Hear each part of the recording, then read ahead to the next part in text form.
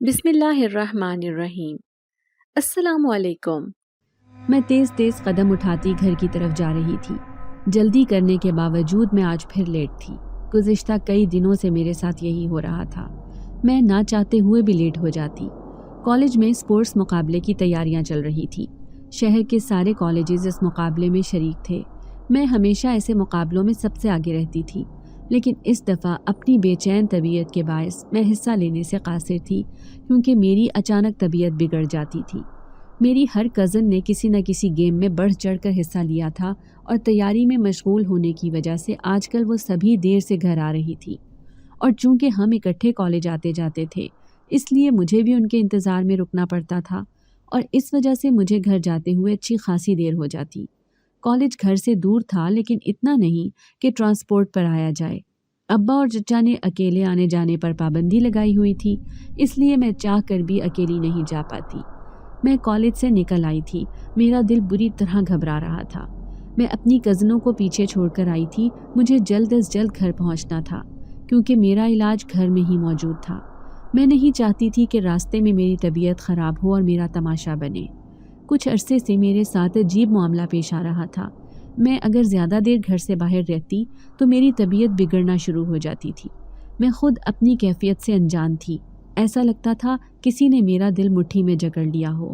میں زور زور سے چلانے لگتی تھی، لیکن جیسے ہی میں گھر جا کر جامن کے درخت کے نیچے بیٹھتی، میں بالکل نارمل ہو جاتی۔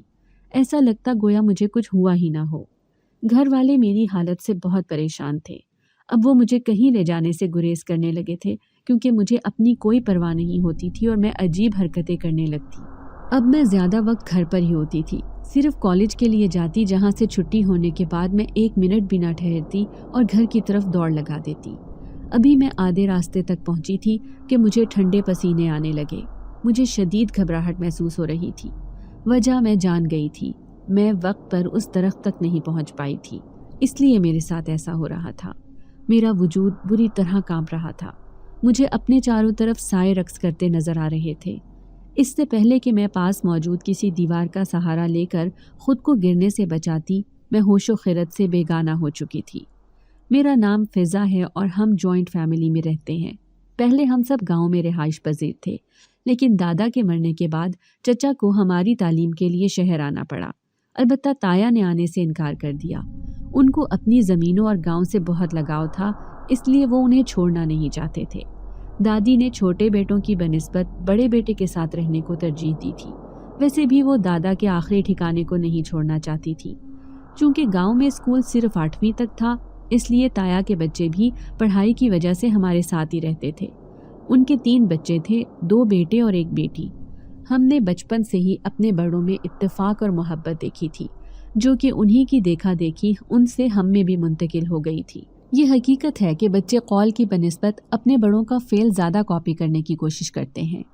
چاچی سے میری محبت بے انتہا تھی، کیونکہ وہ چاچی ہونے کے ساتھ ساتھ میری خالہ بھی تھی۔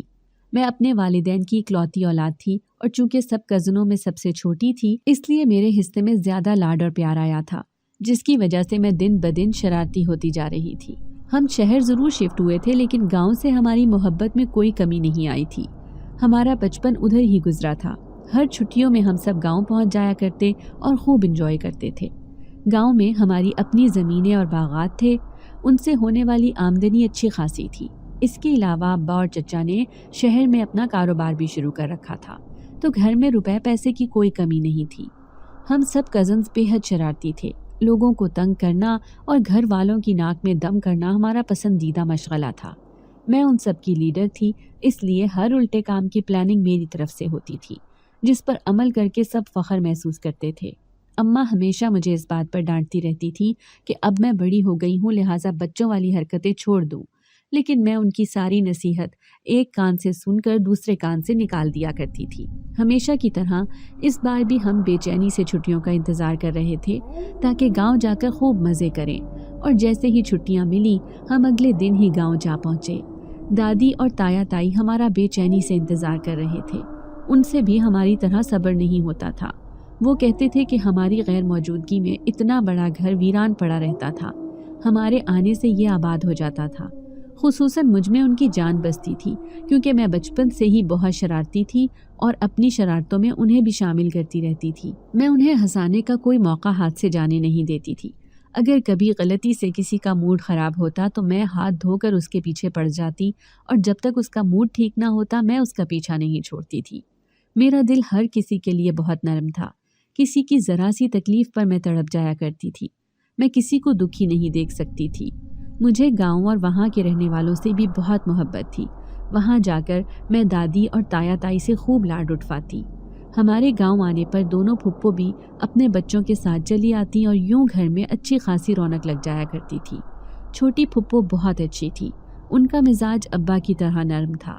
سب کی طرح انہیں بھی مجھ سے بہت محبت تھی۔ ان کی بنسبت بڑی پھپھو تھوڑی غصیلی تھی۔ وہ مجھ سے خوب پیار جتایا کرتی تھی، لیکن مجھے ان کی محبت صرف دکھاوا لگتی تھی۔ میں نے کئی مرتبہ انہیں دادی اور ابا وغیرہ کو اپنی نندوں کے خلاف باتیں کرتے دیکھا تھا۔ مجھے ان کے اس انداز پر حیرت ہوتی۔ پتہ نہیں وہ ایسا کیوں کرتی تھی، کیونکہ بچوں سے لے کر بڑے تک ہر کوئی ان کی بہت عزت اور ان سے پیار کرتا تھا۔ وہ ہمیں ڈانٹتی نہیں تھی، لیکن ان کے لہجے میں پتہ نہیں ایسا کیا ہوتا کہ ہم بچے ان سے بات کرنے سے کتراتے تھے۔ مجھے ان سے بھی بہت محبت تھی۔ گاؤں آنے کے بعد ہم سب رات دیر تک جاگ کر گھر میں خوب ہلہ گلا مچائے رکھتے، اور پھر صبح اٹھنے کا نام نہیں لیتے تھے۔ دوپہر تک سوئے رہتے، اور عصر کے وقت گاؤں والوں کا جینا حرام کرنے نکل جاتے تھے۔ ہم انہیں تنگ ضرور کرتے تھے، لیکن کبھی ہم نے کسی کو جان بوجھ کر ایذا نہیں دی تھی۔ گاؤں والے بہت سادہ دل اور محبت کرنے والے لوگ تھے۔ وہ ہماری شرارتیں دیکھ دیکھ کر خوش ہوتے رہتے۔ ہمارے پڑوس میں رہنے والی میری ہم عمر لڑکیاں ہمارے گاؤں آنے کا انتظار کرتی رہتی، اور جب ہم شہر واپس جاتے تو وہ اداس ہو جایا کرتی تھی۔ ہم انہیں اپنے ساتھ ہر کھیل میں شریک کرتے۔ میرا بس نہیں چلتا تھا کہ میں انہیں اپنے ساتھ شہر لے جاتی۔ ہمارا گھرانہ بڑے زمیندار گھرانوں میں شمار ہوتا تھا، اس لیے سب کی طرف سے خوب محبت ملتی۔ تایا نرم خو اور مہربان شخص تھے۔ گاؤں والوں کے ہر دکھ درد میں ان کے ساتھ موجود رہتے، اسی لیے ہر دل عزیز تھے۔ کسی کی طرف سے ہمارے لیے کوئی روک ٹوک نہیں ہوتی، اس لیے ہم بے خوف ہو کر نکلا کرتے اور پورے گاؤں کی سیر کرتے۔ البتہ مغرب کے بعد زیادہ دیر تک ہمیں گھر سے باہر رہنے کی اجازت نہیں تھی۔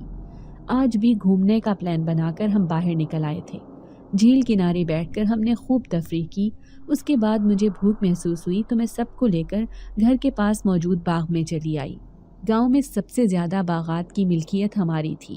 وہاں ہم نے کھیلنے کے لیے درختوں پر جھولے لگائے ہوئے تھے۔ وہاں ہر قسم کے پھلوں کے درخت تھے۔ جامن میرا پسندیدہ پھل تھا۔ اس وقت جامن کا درخت پکے ہوئے پھل سے لدا کھڑا تھا۔ اسے دیکھ کر میرے منہ میں پانی بھر آیا، اس لیے میں نے انہیں توڑنے کا ارادہ کیا۔ ہم سب نے آپس میں شرط لگائی کہ جو سب سے کم وقت میں سب سے زیادہ پھل توڑے گا، پورے ایک دن تک سب کزنز بنا انکار کے اس کی ہر بات مانیں گے۔ سب مان گئے اور دو دو کی ٹیم بنا کر ایک درخت کی طرف چلے گئے۔ اب ان میں سے ایک درخت کے اوپر چڑھ کر پھل توڑ کر دے رہا تھا اور دوسرا نیچے کھڑا اسے جمع کر رہا تھا۔ میں اکیلی تھی۔ پھل توڑ توڑ کر میرا نشانہ خوب پکا ہو چکا تھا، اس لیے میں نے اوپر چڑھنے کی بجائے نیچے کھڑے ہو کر پتھر سے جامن توڑنے کو ترجیح دی۔ لیکن پھر ایک عجیب بات ہوئی۔ جیسے ہی کسی جامن کا نشانہ بنا کر پتھر مارنے کا ارادہ کرتی، وہ خود بخود نیچے آ گرتا۔ پہلے مجھے حیرت ہوئی، پھر مجھے مزہ آنے لگا، کیونکہ مجھے محنت نہیں کرنی پڑ رہی تھی۔ تھوڑی ہی دیر میں درخت جامن کے پھل سے تقریباً خالی ہو گیا تھا، اس لیے میں نے سب جامن جمع کیے اور باغ کے بیچ میں جا کر وقت کے ختم ہونے کا اعلان کیا۔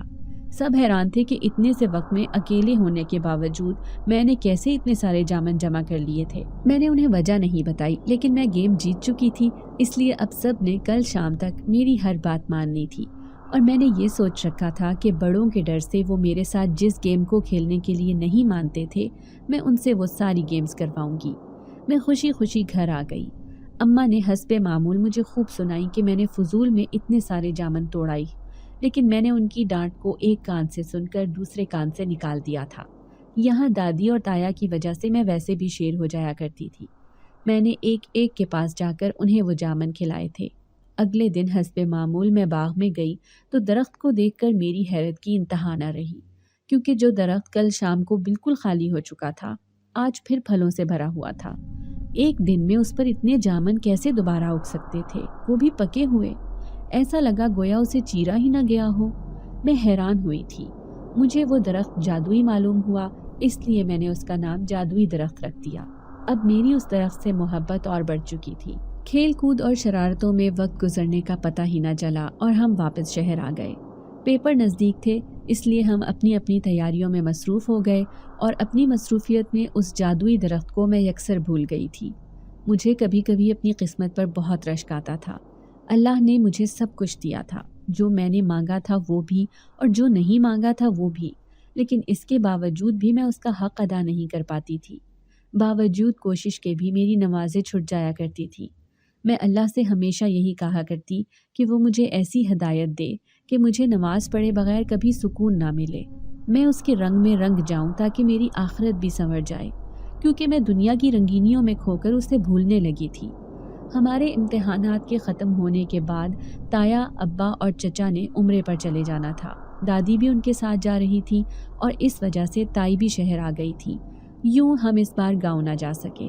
سب کچھ ویسا ہی چل رہا تھا جیسے پہلے تھا، وہی شرارتیں، وہی ہنسی مذاق، لیکن اس سب کے باوجود میں دل سے خوش نہیں ہو پا رہی تھی۔ میں اپنی کیفیت کسی کو نہیں بتا سکتی تھی کیونکہ میں خود بھی وجہ سمجھنے سے قاصر تھی، لیکن میں اتنا جانتی تھی کہ گاؤں سے آنے کے بعد سے میرے ساتھ ایسا ہو رہا تھا۔ مجھے لگا شاید مجھے گاؤں کی یاد آ رہی ہے، اس لیے میرا دل اداس ہے، کیونکہ اکثر میرے ساتھ ایسا ہوتا رہتا تھا۔ میں نے، ہانیہ اور تانیہ نے بھی انٹر کے امتحانات دیے تھے اور ابھی ہم فارغ تھیں۔ اماں اور خالہ چاہتی تھی کہ ہم یوں فارغ نہ بیٹھیں بلکہ کوئی کورس کر لیں، اس لیے ہم نے کوکنگ کی کلاسز لینی شروع کر دی۔ یہ فیصلہ میرا تھا کیونکہ اماں کی باتوں سے بچنے کے لیے کوکنگ مجھے آسان حل نظر آیا تھا۔ ویسے بھی گھر میں کوئی کام ہم سے ڈھنگ سے نہیں ہوتا تھا، اس لیے میں اس بار سنجیدگی سے مان گئی تھی تاکہ میں اماں کو دکھا سکوں کہ میں اتنی بھی بیکار نہیں جتنا وہ مجھے سمجھتی ہیں۔ میں نے ان کے آگے خوب شیخیاں ماری تھیں کہ اب آپ کے آرام کے دن آ گئے ہیں، اب آپ کو کام کرنے کی کوئی ضرورت نہیں ہے، میں اپنے ہاتھوں سے سب کے لیے ذائقے دار کھانے بنایا کروں گی کہ سب انگلیاں چاٹتے رہ جائیں گے۔ لیکن پھر وہی ہوا جو ہمیشہ سے ہوتا آیا تھا۔ چند دنوں بعد ہی میں اکتا کر گھر بیٹھ گئی اور یوں تانیہ اور ہانیہ نے بھی جانا چھوڑ دیا۔ ان کا کہنا تھا کہ ہم تو ویسے بھی تمہاری وجہ سے جا رہے تھے، ورنہ ہمیں تو کوکنگ آتی ہے۔ اماں نے میرا خوب مذاق اڑایا تھا، لیکن میں بھی ٹھیک تھی، ان کی باتوں کا بالکل بھی اثر نہیں لیا۔ ابا لوگ عمرے سے آ گئے تھے۔ تایا اس سلسلے میں گاؤں میں دعوت رکھنا چاہتے تھے تاکہ گاؤں والے بھی شریک ہو جائیں۔ ویسے بھی اب ہمیں اپنی ہر خوشی میں گاؤں والوں کو شریک کرنے کی عادت ہو چکی تھی، اس لیے ہم خوشی خوشی گاؤں آ گئے۔ وہاں آنے کے بعد میرا دل ایک دم مطمئن ہو گیا تھا۔ جو بے چینی مجھے گزشتہ کچھ عرصے سے لاحق تھی وہ ایک دم ختم ہو گئی تھی۔ عصر کے بعد ہم گاؤں پہنچے تھے۔ مجھے اچانک جامن کا درخت یاد آیا تو میں کسی کو بتائے بغیر فوراً باغ کی طرف چلی آئی۔ درخت مجھے پہلے سے زیادہ پیارا لگا۔ میں نے جامن توڑنے کے لیے پتھر اٹھایا، مجھے لگا آج بھی وہ خود سے گر پڑیں گے، لیکن اس دفعہ ایسا نہیں ہوا۔ میری بہت کوششوں کے باوجود کوئی جامن ٹوٹ کر نہ دیا۔ میں بار بار پتھر مارتی اور وہ پتھر جامن سے لگ کر واپس گر جاتا، لیکن جامن نہ ٹوٹتا۔ ایسا بار بار ہوتے دیکھ کر میں نے دوپٹہ کمر سے باندھا اور درخت پر چڑھ گئی، لیکن جیسے ہی میں نے جامن پکڑ کر کھینچا، میرے ہاتھ کو ایک زوردار جھٹکا لگا، گویا کسی نے میرے ہاتھ کو زور سے دھکیلا ہو۔ میرا دل تیز تیز دھڑکنے لگا۔ مجھے بے اختیار دادی کی باتیں یاد آئیں کہ مغرب کے بعد ننگے سر درختوں کے قریب مت جایا کرو، اور میں تو ننگے سر درخت پر سوار بیٹھی تھی۔ میرے بال تیز ہوا سے کھل چکے تھے۔ میں نے نیچے اترنے کی کوشش کی تو اپنا توازن برقرار نہ رکھ پائی۔ ایسا لگا جیسے کسی نے مجھے دھکا دیا ہو۔ میں زور سے زمین پر آ گری۔ ضرب اتنی شدید تھی کہ میں بے ہوش ہو گئی۔ ہوش میں آنے کے بعد مجھے اپنا سر بے حد بھاری محسوس ہوا۔ سب گھر والے بے حد پریشان میرے اطراف میں کھڑے تھے۔ انہیں میں درخت کے پاس بے ہوش ملی تھی۔ میں نے انہیں صرف یہی بتایا کہ میں درخت سے گر گئی تھی۔ باقی سب کچھ بتانے سے میں نے گریز کیا۔ میں جانتی تھی کہ اصل بات بتانے پر میرا داخلہ باغ میں بند کر دیا جائے گا، اور میں ایسا ہرگز نہیں چاہتی تھی۔ مجھے اس درخت سے انسیت ہو چکی تھی۔ شہر جاتے وقت میرا دل بہت اداس تھا۔ میں یہ سوچ کر پریشان تھی کہ میں اتنے دنوں اپنے پسندیدہ درخت سے دور رہوں گی۔ یہ سب عجیب تھا، لیکن مجھے اچھا لگ رہا تھا۔ اس دن کے بعد سے میری طبیعت خراب رہنے لگی تھی۔ مجھ پر ہر وقت ایک اداسی کی کیفیت طاری رہتی۔ بیٹھے بیٹھے میرا دل اس بری طرح سے گھبراتا کہ میں چیخنے لگ جاتی تھی۔ گھنٹوں خلا میں گھورتی رہتی۔ میں دن بدن کمزور ہوتی جا رہی تھی۔ آنکھوں کے گرد سیاہ حلقے بڑھتے چلے جا رہے تھے۔ گھر والے میری حالت سے بہت پریشان تھے۔ وہ ڈاکٹروں، مولویوں، ہر اس جگہ مجھے علاج کے لیے لے کر گئے جہاں انہیں میرے ٹھیک ہونے کی امید نظر آتی، لیکن میرا مسئلہ سب کی سمجھ سے باہر تھا۔ میری ساری رپورٹیں کلیئر تھیں۔ ایک دو مولویوں نے ابا کو بتایا کہ میں نے کسی نیک جنزات کو ایذا دی ہے جس کی وجہ سے میری یہ حالت ہے، تو کسی نے ابا کو یہ کہا کہ مجھ پر کوئی جن عاشق ہو گیا ہے۔ میرا دل ہر چیز سے اچاٹ ہو چکا تھا۔ میں نے اب شرارتیں کرنا بھی چھوڑ دی تھی۔ سب کزنز مجھے کھیلنے کے لیے اکساتے رہتے لیکن میں منع کر دیتی۔ وہ اگر مجھ سے باتیں کرتے تو میں ان کی باتوں کا بس ہوں ہاں میں جواب دیتی۔ میں اپنی حالت کے آگے بہت بے بس تھی، چاہ کر بھی میں اپنی اس کیفیت سے نکل نہیں پا رہی تھی۔ ابا اور چچا کو پودوں کا شوق تھا اور اپنا یہ شوق انہوں نے گھر کے پچھلے حصے میں بنے گارڈن میں پورا کر رکھا تھا۔ وہاں ہمارا جانا کم ہوتا تھا کیونکہ ابا نے اس معاملے میں سب کو سختی سے منع کر رکھا تھا۔ وہ ان پودوں پر کی گئی محنت کو ہماری شرارتوں کی نظر نہیں کرنا چاہتے تھے۔ وہ چھوٹے خوبصورت پودے اب سایہ دار درختوں میں تبدیل ہو چکے تھے۔ اب میں اکثر وہاں جا کر بیٹھ جاتی۔ مجھے وہاں اکیلے بیٹھنا اچھا لگنے لگا تھا۔ شروع میں ابا نے منع کیا تو میں رونے اور خود کو تکلیف پہنچانے لگ گئی۔ مجھے ان کے روکنے سے عجیب سی وحشت محسوس ہو رہی تھی، ایسا لگ رہا تھا میرا دل بند ہو جائے گا۔ میری اس حرکت کے بعد کبھی کسی نے مجھے روکنے کی کوشش نہیں کی۔ یہ میرا معمول بن چکا تھا۔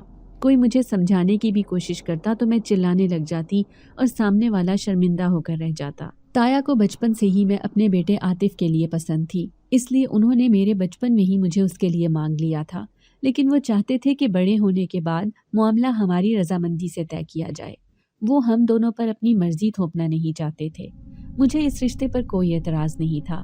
عاطف ایک سلجھا ہوا خوبصورت لڑکا تھا اور میں اس کی آنکھوں میں شروع سے اپنے لیے پسندیدگی دیکھتی آئی تھی۔ وہ میرا ہر شرارت میں ساتھ دیتا تھا۔ پھنس جانے کی صورت میں جب سب بھاگ جاتے تو وہ میرے سارے الزام اپنے سر لے لیا کرتا تھا۔ جب سے میری طبیعت خراب رہنے لگی تھی میں اسے ہر وقت بے چین دیکھتی تھی۔ وہ جہاں مجھے اکیلا دیکھتا چلا آتا تھا۔ وہ میرے لیے بہت فکر مند رہتا تھا۔ پھپھو اپنی بیٹی فاریہ کا رشتہ عاطف سے کرانا چاہتی تھی۔ فاریہ عاطف کو بہت پسند کرتی تھی، یہ جاننے کے باوجود بھی کہ میں اس کے بچپن کی منگ ہوں، اور ہم دونوں ہی نہ صرف اپنے رشتے سے واقف تھے بلکہ راضی بھی تھے۔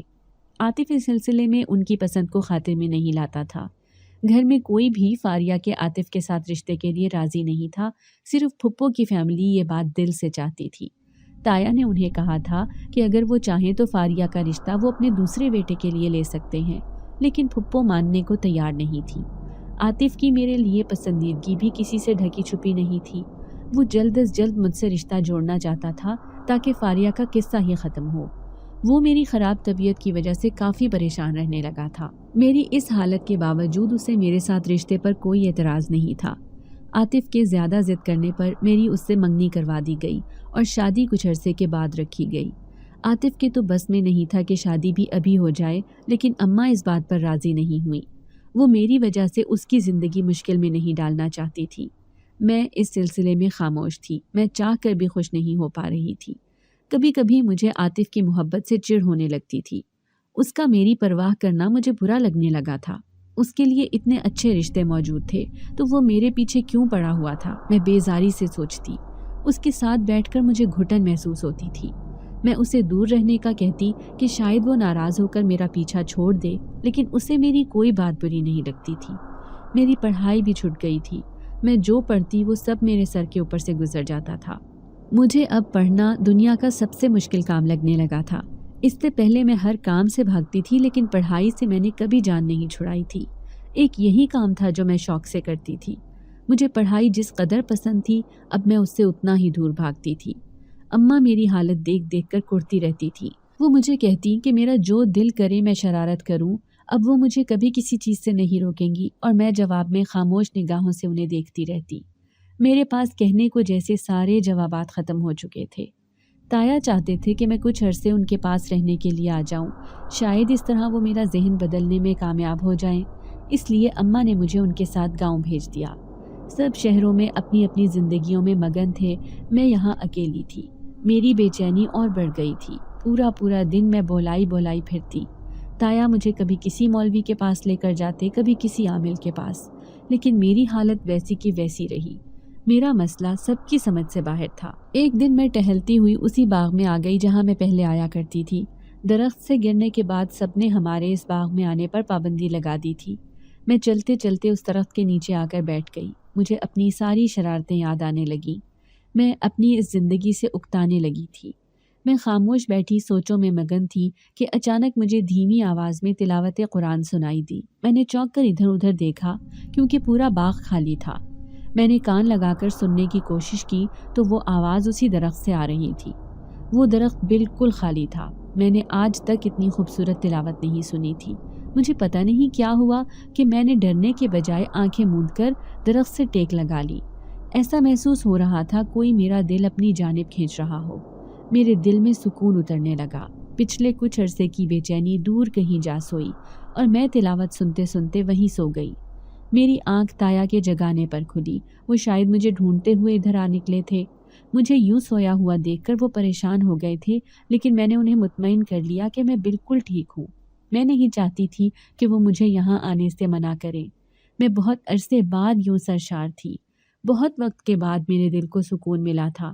میں اس تلاوت کی لذت کو بھول نہیں پا رہی تھی۔ اب روز میں مغرب سے کچھ پہلے باغ میں اس درخت کے پاس چلی آتی اور تلاوت سنتی۔ میری خوشی کی وجہ سے تایا نے مجھے روکنے کی کوشش نہیں کی۔ ایک دن میں یوں ہی آنکھیں موندے تلاوت سننے میں مصروف تھی جب مجھے ایسا لگا کہ تلاوت کرنے والا میرے پاس بیٹھا ہو۔ میں نے چونک کر آنکھیں کھولی لیکن وہاں کوئی نہ تھا۔ میں نے دوبارہ آنکھیں بند کر کے تلاوت سننے کی کوشش کی لیکن آواز بند ہو چکی تھی۔ میں بے چینی سے اٹھ کھڑی ہوئی۔ میں نے پورے درخت کے گرد چکر لگایا۔ میری بے چینی بڑھ رہی تھی لیکن تلاوت کی آواز دوبارہ نہ آئی۔ میں اس وقت تلاوت سننے کی اس بری طرح سے عادی ہو چکی تھی کہ اب مسلسل خاموشی سے میرا دل گھبرانے لگا تھا۔ میں خاموشی سے اس درخت کو دیکھنے میں مصروف تھی۔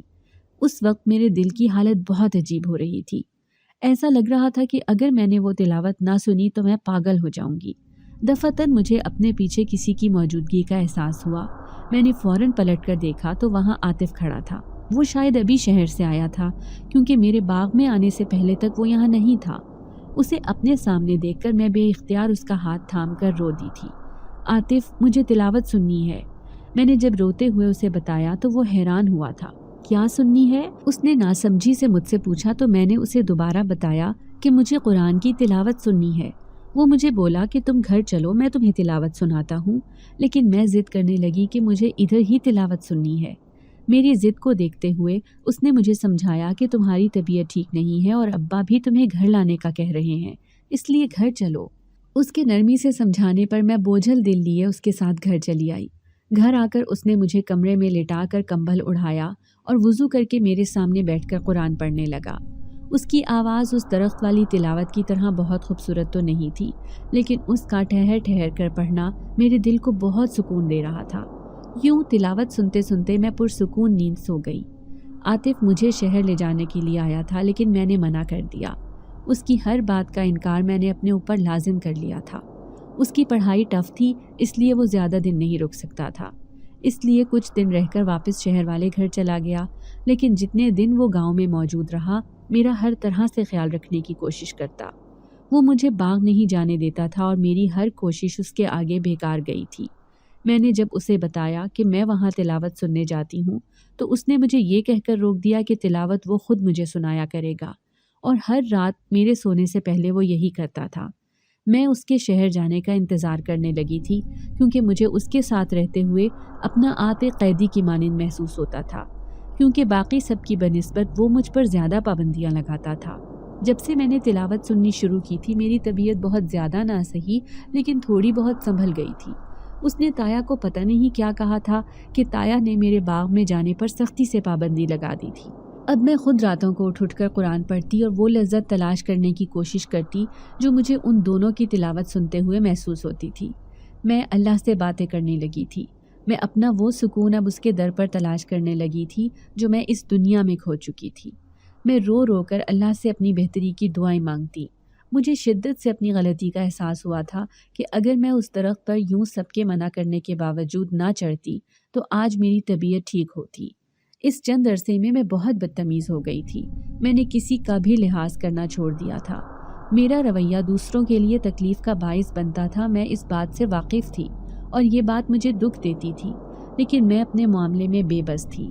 میں اب سب کے ساتھ بیٹھنے سے بھی گریز کرتی کہ اگر کوئی میری موجودگی میں آ جاتا تو میں وہ جگہ چھوڑ دیا کرتی تھی تاکہ انہیں میرے لہجے سے تکلیف نہ ہو۔ ایک دن فاریہ اور پھپھو مجھ سے ملنے گاؤں آئی تھی۔ مجھے ان کے آنے پر حیرت ہوئی تھی۔ وہ دونوں میرے خلاف عاطف اور تایا کو جتنا بھڑکا سکتی تھی انہوں نے بھڑکایا تھا۔ انہوں نے یہ تک کہہ دیا تھا کہ میں ایک آسیب زدہ پاگل لڑکی ہوں۔ عاطف جیسا انسان مجھ سے اچھا حاصل کرنے کا حق رکھتا ہے اور یہ کہ مجھ سے شادی کر کے اس کی پوری زندگی برباد ہو جائے گی۔ اماں اور ابا کو ان کی باتوں سے بہت تکلیف ہوئی تھی، لیکن وہ ابا سے بڑی تھی، اس لیے ابا ان کے ادب کی وجہ سے خاموش تھے۔ مجھے ان کی باتوں سے کچھ خاص فرق نہیں پڑا تھا۔ وہ دونوں سچ ہی تو کہہ رہی تھی۔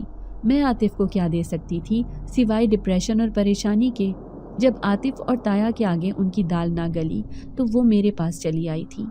فاریہ نے مجھ سے کہا کہ وہ مجھ سے کچھ مانگنا چاہتی ہے اور اگر میں نے منع کیا تو وہ اپنے ساتھ کچھ بہت برا کر گزرے گی۔ اس نے مجھ سے کہا کہ وہ عاطف سے بہت محبت کرتی ہے اور اس کے بغیر نہیں رہ سکتی، لیکن عاطف اس کی بات سمجھنے کو تیار نہیں ہے۔ تم تو ویسے بھی اسے پسند نہیں کرتی، اس لیے اس سے منگنی توڑ دو۔ میرا عاطف کے ساتھ رویہ برا ضرور ہو گیا تھا، لیکن اس کا یہ مطلب نہیں تھا کہ میں اسے ناپسند کرتی تھی۔ فاریہ میرے آگے منتوں پر اتر آئی تھی۔ مجھے اس کا رونا بالکل بھی اچھا نہیں لگ رہا تھا، اس لیے میں اس کی بات مان گئی تھی۔ وہ خوبصورت تھی، ہر لحاظ سے مکمل تھی، عاطف کے ساتھ اچھی لگتی۔ مجھے نہیں پتا کہ ان دونوں نے میری طرف سے کیا بات تایا اور عاطف کو کی تھی کہ تایا مجھ سے ناراض ہو گئے تھے، البتہ عاطف مجھ سے تفتیش کرنے آ پہنچا تھا۔ اس نے مجھ سے پوچھا کہ کیا سچ ہے کہ میں نے پھپھو کو بلوا کر ان سے کہا ہے کہ عاطف سے میرا رشتہ توڑ دیں کیونکہ کوئی میری بات سننے کو تیار نہیں ہے۔ مجھے اس کی بات سن کر حیرانی ہوئی۔ کیسے دوغلے لوگ تھے! میں نے تو ایسا کچھ بھی نہیں کہا تھا۔ میں نے اسے بتایا کہ تم مجھے نہیں پسند اور نہ ہی میں تم سے شادی کرنا چاہتی ہوں، اس لیے بہتر ہے کہ تم فاریہ سے شادی کر لو، وہ تمہارے لیے زیادہ بہتر ثابت ہوگی۔ جواب میں عاطف نے مجھ سے کہا کہ شاید تم سچ کہہ رہی ہو، مجھے تمہیں زبردستی اپنے ساتھ باندھ کر نہیں رکھنا چاہیے اور فاریہ کی محبت قبول کر لینی چاہیے۔ مجھے امید نہیں تھی کہ عاطف اتنی جلدی میری بات مان لے گا۔ اس کے حامی بھرنے پر مجھے اپنا دل خالی ہوتا محسوس ہوا تھا۔ اس کے ایک ہفتے کے بعد عاطف کے نکاح کی تقریب رکھ دی گئی۔ اماں مجھ سے سخت خفا تھی کہ میں نے عاطف کی محبت کی قدر نہیں کی۔ نکاح والے دن سب پھپھو کے گھر جانے کے بجائے گاؤں چلے آئے تھے۔ مجھے لگا شاید تقریب گاؤں میں رکھی گئی ہو کیونکہ میں نے اب کسی بھی معاملے میں دلچسپی لینا چھوڑ دی تھی۔ حیرت کا جھٹکا مجھے تب لگا جب مجھے نکاح کا سوٹ پہنا کر دلہن بنایا گیا۔ عاطف کا کہنا تھا کہ میرا دماغ ٹھیک کرنے کا یہی ایک طریقہ تھا۔ میرا دل مطمئن ہو گیا تھا۔ میرے نکاح میں پھپھو شریک نہیں ہوئی تھی، اس کے بعد انہوں نے ہم سے قطع تعلق کر لیا تھا۔ نکاح کے بعد میری طبیعت اور خراب رہنے لگی تھی۔ مجھے عجیب و غریب خواب آنے لگے تھے جن کے ڈر سے میں سو نہیں پاتی تھی۔ اب مجھے باقاعدہ دورے پڑنے لگے تھے۔ میں کسی کو اپنے قریب نہیں آنے دیتی تھی، پورا دن اکیلے کمرے میں بند رہتی۔ مجھے صرف عاطف ہینڈل کیا کرتا تھا، لیکن اب وہ چند مہینوں کے لیے ملک سے باہر تھا، اس لیے میں سب کی کنٹرول سے باہر ہو گئی تھی۔ نکاح کی تقریب کے بعد میں اماں لوگوں کے ساتھ ہی شہر آ گئی تھی۔ پوری رات میں جاگتی رہتی اور میرے ساتھ اماں اور خالہ بھی جاگ رہی ہوتی۔ ایک رات میں بمشکل سو ہی پائی تھی کہ میں نے خواب میں دیکھا کہ میں اسی جامن کے درخت کے نیچے کھڑی ہوں اور اس درخت کی شاخیں کسی آسیب کی طرح میرے جسم سے چمٹی ہوئی تھی۔ میں بری طرح چلا رہی تھی، لیکن وہاں کوئی میری آواز سننے کے لیے نہیں تھا۔ شاخوں کی گرفت اتنی شدید تھی کہ مجھے اپنی ہڈیاں چٹکتی محسوس ہو رہی تھی۔ اتنے میں وہاں عاطف آتا ہے اور مجھے ان درخت کی شاخوں سے آزاد کروا کر اپنے ساتھ گھر لے آتا ہے۔ اس کے بعد تکلیف کی شدت سے میری آنکھ کھل گئی۔ جاگنے کے بعد بھی مجھے اپنا بدن ٹوٹتا محسوس ہوا تھا۔ اس کے بعد تو ایک خوفناک خوابوں کا سلسلہ چل نکلا تھا۔ میرا ہر خواب اس درخت کے متعلق ہوتا۔ اتنا تو مجھے پتہ چل گیا تھا کہ یہ سب میرے ساتھ اس درخت کی وجہ سے ہی ہو رہا تھا، اور گھر میں بھی سب کا یہی خیال تھا۔ تایا چاہتے تھے کہ وہ درخت کٹوا دیں، شاید اس سے یہ مسئلہ حل ہو جائے، لیکن ابا اور دادی نے انہیں منع کر دیا تھا کہ کہیں درخت کے کاٹنے کے بعد معاملہ بگڑ نہ جائے۔ اب مجھے اس درخت سے وحشت ہوتی تھی۔ مجھے اس کے قریب جانے سے ڈر لگتا تھا، اس لیے اب میں نے گاؤں جانا چھوڑ دیا تھا۔ لیکن اس کے باوجود میرے ساتھ عجیب و غریب واقعات کا پیش آنا معمول بن چکا تھا۔ ایک دن میں ٹہلنے کے لیے چھت پر چلی گئی۔ میں دیوار سے نیچے جھانکنے میں مصروف تھی جب کھٹکے کی آواز پر میں نے پلٹ کر دیکھا تو وہاں کوئی نہ تھا۔ مجھے لگا شاید اماں نے پھر کسی کو میرے پیچھے بھیجا ہو، کیونکہ وہ مجھے اکیلا نہیں چھوڑتی تھی، کسی نہ کسی کو میرے ساتھ لگا دیا کرتی تھی۔ اس لیے میں نظر انداز کر کے دوبارہ نیچے جھانک کر دیکھنے لگی۔ محلے کے بچے کرکٹ کھیلنے میں مصروف تھے۔ مجھے بے اختیار اپنی شرارتیں یاد آئیں۔ میرے بعد سب نے کھیلنا بند کر دیا تھا۔ ان کا کہنا تھا کہ ہمارا کسی بھی کھیل میں دل نہیں لگتا، اور ویسے بھی میرے بعد بڑے ان پر زیادہ نظر رکھنے لگے تھے تاکہ ان میں سے کوئی بے خبری میں میری جیسی غلطی نہ کر بیٹھے۔ ابھی میں سوچوں میں مصروف تھی جب مجھے اپنے کندھے پر بھاری وزن محسوس ہوا۔ اس بوجھ کی وجہ سے میں بے اختیار ایک طرف کو جھکی تھی۔ میں نے پلٹ کر دیکھا تو میری چیخیں نکل گئیں، کیونکہ وہاں ایک نہایت ہی بھیانک شکل لیے لمبے قد کا ایک خوفناک وجود موجود تھا۔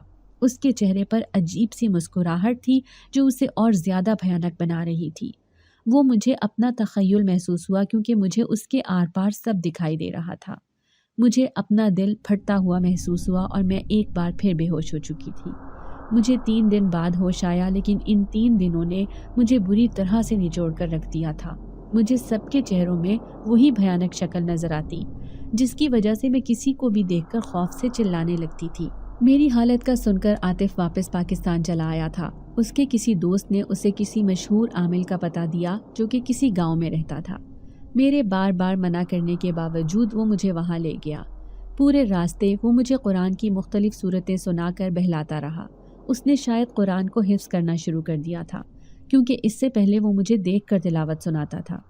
جب ہم گاؤں پہنچے تو میں اس عامل کا چہرہ دیکھتی رہ گئی، کیونکہ اس کے چہرے پر بے انتہا نور تھا، اور اس نور کے حالے میں مجھے ان کا چہرہ چمکتا محسوس ہو رہا تھا۔ میری محویت کو دیکھ کر وہ شفقت سے مسکرائے تھے۔ اس کے بعد انہوں نے مجھ پر پتہ نہیں کیا پڑھ کر پھونکا کہ میں غنودگی میں چلی گئی۔ ہم اس عامل کے پاس عصر کے وقت پہنچے تھے۔ جب میری آنکھ کھلی تو آدھی رات گزر چکی تھی۔ عاطف میرے پاس ہی موجود تھا۔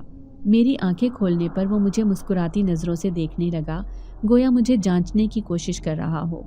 مجھے اپنا وجود بہت ہلکا محسوس ہو رہا تھا۔ ایسا لگ رہا تھا جیسے کسی نے مجھے بھاری بوجھ سے آزاد کر لیا ہو۔ وہ رات ہم نے ادھر ہی گزاری اور صبح ہوتے ہی ہم واپس گھر کے لیے روانہ ہو گئے۔ اس بزرگ نے عاطف کو صرف پانی دم کر کے دیا تھا۔ اس کے علاوہ نہ انہوں نے ہمیں کوئی لمبا چوڑا عمل بتایا اور نہ ہی مجھ پر دم کرنے میں کوئی سختی کی۔ میں حیران تھی کہ ایک دن میں انہوں نے آخر ایسا کیا کیا تھا کہ میں بالکل ٹھیک ہو گئی تھی۔ میرے بہت پوچھنے پر عاطف نے مجھے بتایا کہ جس جامن کے درخت پر تم روز پتھر مارنے جایا کرتی تھی، وہاں ایک عبادت گزار جنزادہ عبادت کرنے کے لیے آتا تھا۔ وہ اپنی دنیا سے ہماری دنیا میں صرف اس وجہ سے آیا تھا تاکہ وہ یہاں پر سکون سے اپنی عبادتیں کر سکے، لیکن یہاں تم نے اس کا جینا حرام کر دیا تھا۔ وہ مجھے مسکراتے ہوئے بتا رہا تھا، جس سے میں ایک دم شرمندہ ہو گئی۔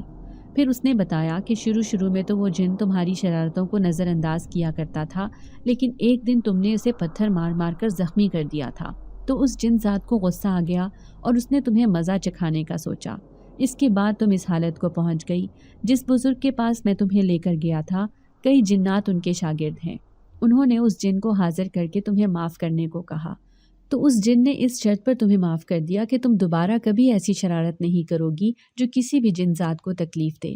تمہاری طرف سے میں نے معافی مانگی اور اس طرح وہ تمہیں اپنے اثر سے آزاد کر کے اپنی دنیا میں واپس چلا گیا۔ میں بے حد بوجھل دل لیے گھر آئی تھی۔ میں اپنے پچھلے رویے پر بہت شرمندہ تھی۔ عاطف نے مجھے سب بھول جانے کو کہا، لیکن میں اتنی آسانی سے سب نہیں بھلا پا رہی تھی۔ گھر والے مجھے دیکھ کر بہت خوش تھے۔ میری شرمندگی اور بڑھ گئی تھی۔ میں نے سب سے اپنے لہجے اور رویے کی معافی مانگی۔ کسی کو مجھ سے کوئی شکایت نہیں تھی۔ انہوں نے کہا کہ جو کچھ مجھ سے ہوا ہے وہ لا علمی میں ہوا ہے، اس وجہ سے معافی مانگنے کی کوئی ضرورت نہیں۔ البتہ میرے کزنوں نے معافی کی یہ شرط رکھی تھی کہ اگر میں دوبارہ ان کے ساتھ ساری گیم کھیلوں گی تو وہ مان جائیں گے۔ میں ویسے بھی اپنے پرانے روپ کو بہت یاد کر رہی تھی، اسی لیے فوراً مان گئی۔ ویسے بھی مجھے اماں کی ڈانٹ بہت یاد آ رہی تھی۔ شیشے میں اپنے عکس پر میری نظر پڑی تو میں خود کو پہچان نہ پائی۔ میں زرد چہرہ لیے ہڈیوں کا ڈھانچہ بن چکی تھی۔ اس سب میں سب سے زیادہ دل میں نے عاطف کا دکھایا تھا، اس لیے میں نے اس سے بھی معافی مانگی، لیکن عاطف نے مجھے معاف کرنے سے انکار کر دیا۔ اس کا کہنا تھا کہ اگر میں اسی ہفتے رخصتی کے لیے مان جاتی ہوں تو پھر وہ مجھے معاف کرنے کے بارے میں سوچے گا۔ میں جانتی تھی یہ صرف اس کا بہانہ تھا۔ وہ مجھ سے کتنی محبت کرتا تھا یہ میں اچھی طرح سے دیکھ چکی تھی۔ جب سب کزنز مل کر مجھے اس کی بے چینیوں کی داستان سناتے تو میں اور شرمندہ ہو جایا کرتی۔ میرے مشکل وقت میں اس نے مجھے اکیلے نہیں چھوڑا تو مجھے اس کی بات ماننے میں کیا حرج تھا، اور یوں اسی ہفتے میری رخصتی ہو گئی۔ ان تکلیفوں کے بعد جو سب سے بڑی راحت مجھے ملی تھی وہ اللہ کی محبت تھی۔ مجھے اس نے اپنے اتنے قریب کر لیا تھا کہ اب اگر میں اسے یاد نہ کرتی تو میرا دل بے چین رہتا۔ میں ہر روز اس کا نئے سرے سے شکر ادا کرتی کہ اس نے مجھے اتنے مخلص رشتوں کے ساتھ اپنا قرب بھی نصیب کیا تھا۔ میری زبان پر میری گزشتہ زندگی کے متعلق کوئی شکوہ نہیں تھا۔ ہوتا بھی کیسے، میں نے گھاٹے کا سودا نہیں کیا تھا۔ کچھ عرصے کی بے سکونی نے مجھے عمر بھر کے لیے پرسکون کر دیا تھا۔ اگر آپ کو آج کی ہماری کہانی پسند آئی ہے تو اسے لائک کیجیے اور اپنے پیاروں کے ساتھ شیئر کیجیے، اور ہاں، اگر آپ نے ابھی تک ہمارا چینل سبسکرائب نہیں کیا تو ضرور کیجیے۔ ملتے ہیں کل ایک نئی اور دلچسپ کہانی کے ساتھ، تب تک کے لیے اللہ حافظ۔